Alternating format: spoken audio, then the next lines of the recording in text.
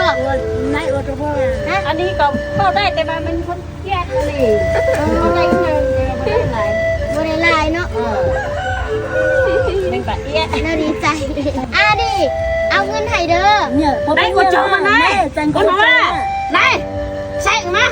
เอาใส่เตียนเอาจองอ่ะใส่เตียนเอามาชิดจองปุ๊บก็ด่าเอาจองอ่ะ ก็ใส่เตียวโจ้ย เอาใส่นะ เด้อสู้เด้อ เอาจองนะเข้าใจไรนะใจที่เจ้าขายได้เพราะอะไรนั่นตรงไหน เห็นแล้วก็เป็นแต่อีตุ่นขนาดนี่แหละเนาะคนเฮาน่ะ